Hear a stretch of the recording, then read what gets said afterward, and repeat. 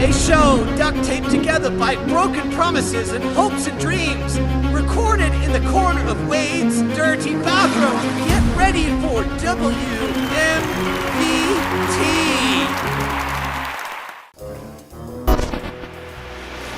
Somehow, I've made it to a 14th episode of my little video thingy, and YouTube still hasn't banned me.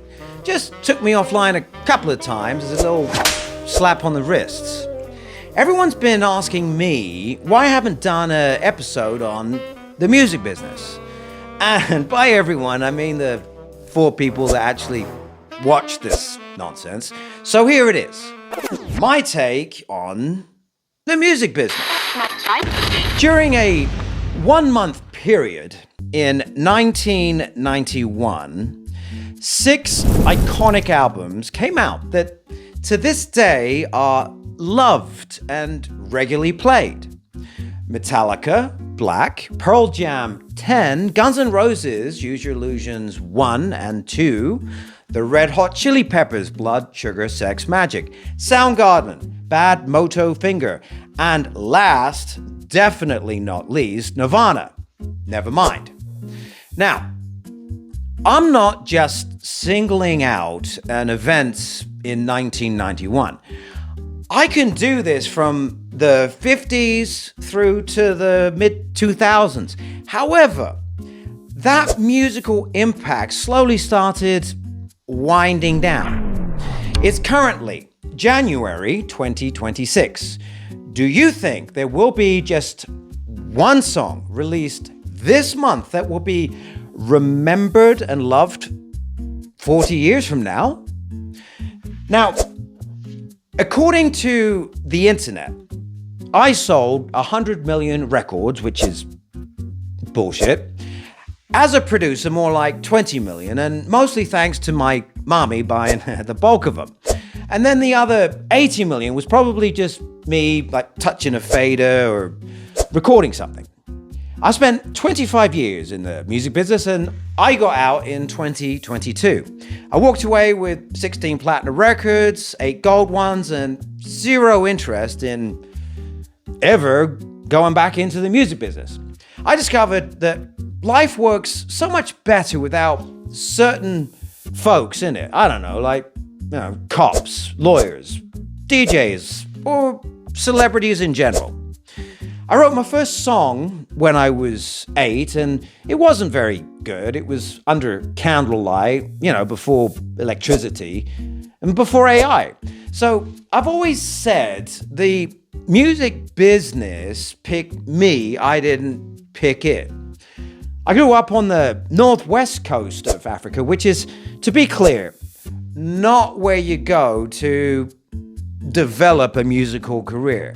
There's no real recording studios there, producers, and very few musicians, which is part of the reason I ended up having to learn how to play 22 instruments.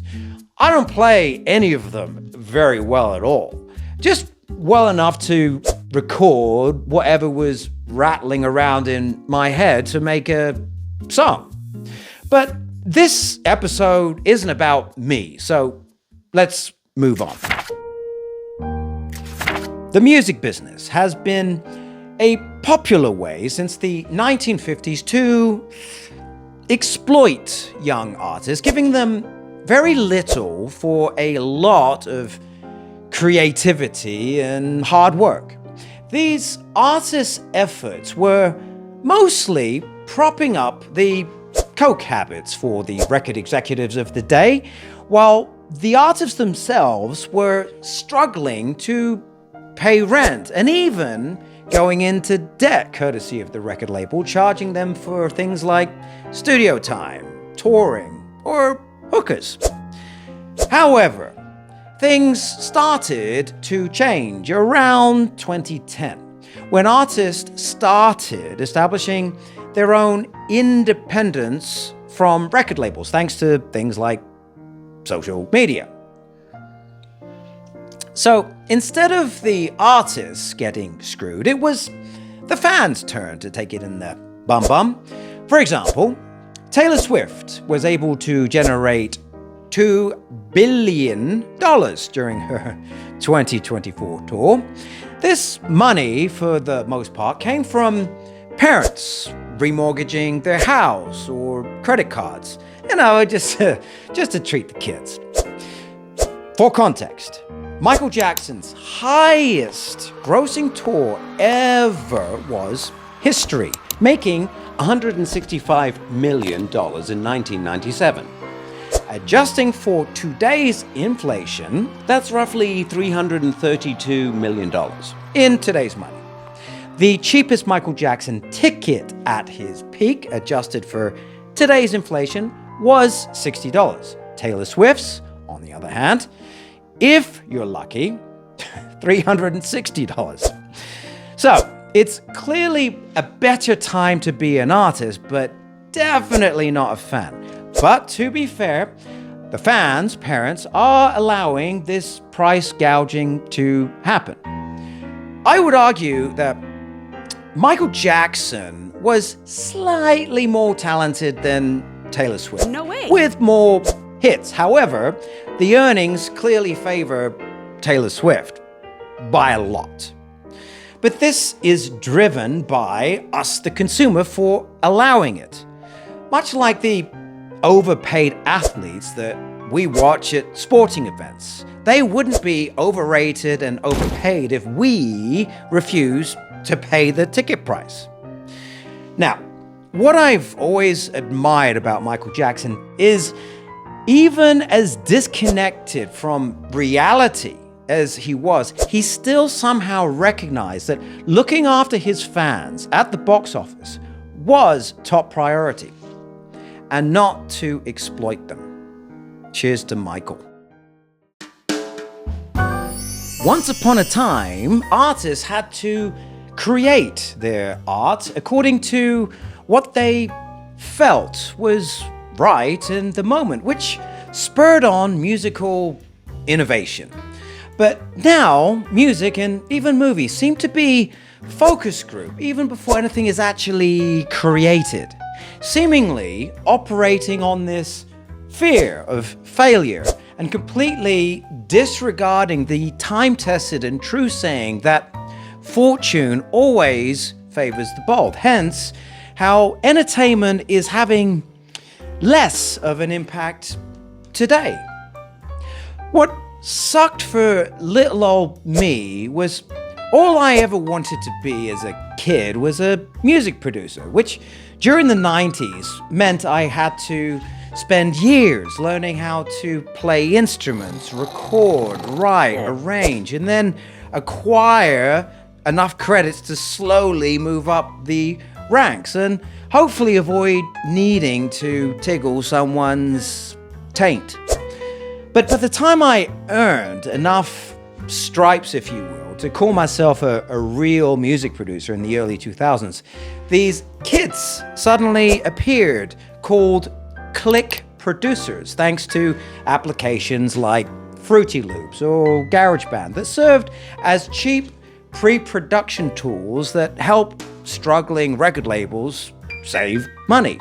All these kids were really doing was arranging musical loops with a mouse, and voila, lots of money saved at the expense of quality. I went from dealing with $200,000 recording budgets to suddenly $80,000 overnight. It was then I immediately got out of my commercial studio rent, which was about $50,000 a month, to then build a recording studio into my home to lower my costs. Now, the talent level of artists today has clearly declined in every measurable way. And part of the reason is due to the advancements in technology.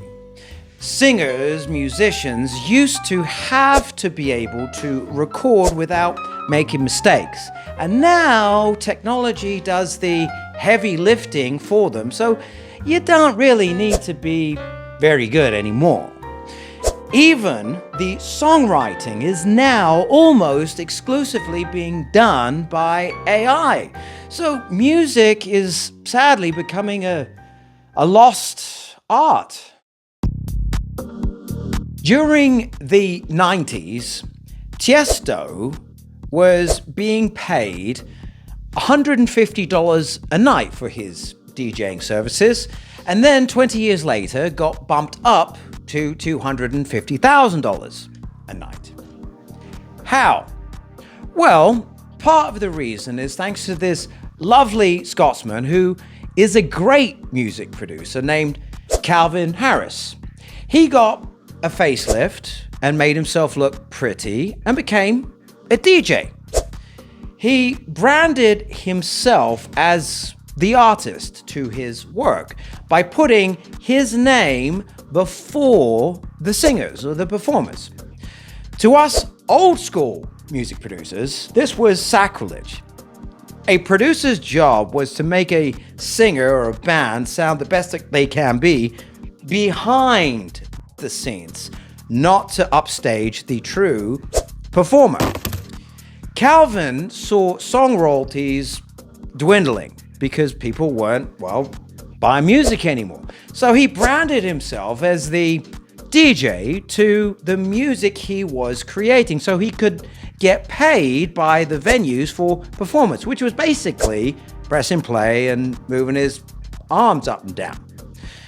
I thought this was disgusting, but I copied him and bought a ton of billboards all over the country to market myself and create a demand so I too could get that pressing play money. I guess we're all whores at the end of the day. The regular DJs that aren't producers also got smart and copied. However, they needed to take advantage of young kids that could actually create. These poor, neglected kids may have got a Subway sandwich or something, but not much more for their work. I'm not going to name names, but virtually 98% of all DJs today do this and make millions off the backs of these poor creators. In the late 50s, the music industry got what is called a rude awakening with the infamous payola scandal. Basically, radio DJs were caught taking bribes to spin certain records. It later found a legal loophole using third parties to pay the DJs so the record labels wouldn't get in trouble. So songs stopped going up on DJ playlists based on fan demand, but due to money. The 60s saw the tragic formation of the so-called 27 Club. Stars like Brian Jones, Jimi Hendrix, Janis Joplin, and later Jim Morrison all died at 27. It became a sort of eerie legend that fascinates people to this day. And then we got Milli Vanilli, the duo who won a Grammy in the 80s, then had it stripped away from them when it turned out they hadn't sung a single note in their records. The lip-syncing revelation was a bombshell and a huge embarrassment to the industry as a whole. It's kind of funny though, because it's considered standard practice today. And there you have it, folks. The facts can be stranger than fiction. When greed or fear of failure finds its way into any creative process, it can negatively affect the end result.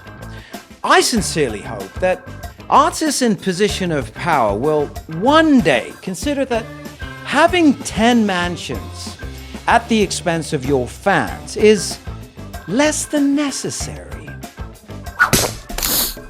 Wade Martin's video thingy. Oh, God. Don't subscribe. WMVT.